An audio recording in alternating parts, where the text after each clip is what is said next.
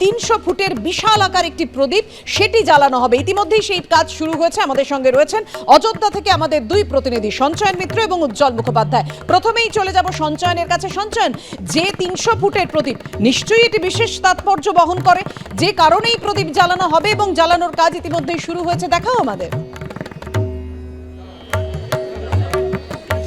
একদমই গোটা অযোধ্যা জুড়ে সেই একটা আবহ তৈরি হচ্ছে, যেটা দিয়ে এই যে উৎসব তার নানান একটা আঙ্গিক দেখা যাচ্ছে। আমি যেখানে রয়েছি এখন সেখানে সবচেয়ে বড় প্রদীপ জ্বালানোর একটা প্রক্রিয়া নেওয়া হয়েছে এবং যেটা বেড় এই মুহূর্তে যে তারা যেটা বলছেন যে প্রায় 300 ফুট এবং সেখানে সর্ষের তেল ঢালার কাজ হচ্ছে। প্রদীপে তেল দেওয়া হবে, সেই সর্ষের তেল ঢালার কাজ হচ্ছে এবং দেখতে পাচ্ছ যে একটা চ্যানেল করা হয়েছে এভাবে, একটা মেটালিক চ্যানেল, তার মধ্যে দিয়ে তেল ঢালা হচ্ছে।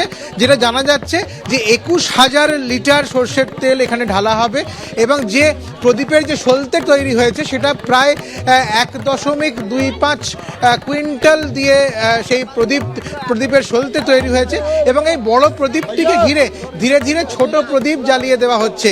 প্রচুর ভক্তরা এসেছেন যারা এই বড় প্রদীপটি নির্মাণের পাশাপাশি তাকে আরও সুন্দর করে তুলতে এর আশেপাশে ছোট ছোট প্রদীপ জ্বালিয়ে দিচ্ছেন।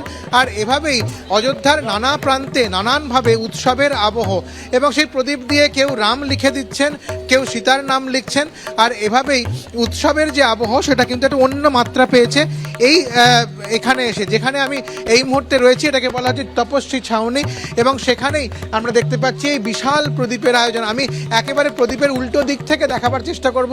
আমার সঙ্গে শ্যামল জানা রয়েছে, তাকে দেখাতে বলবো। একদম উল্টো দিক থেকে দেখাচ্ছি এবার সেই বিশাল আকৃতির একটা প্রদীপ, প্রায় 300 ফুট।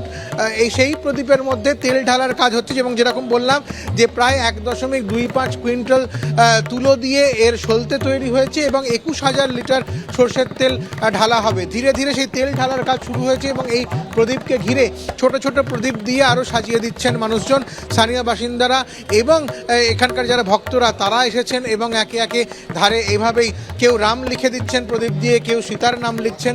আর এভাবেই সেজে উঠছে অযোধ্যার এই প্রান্তটি।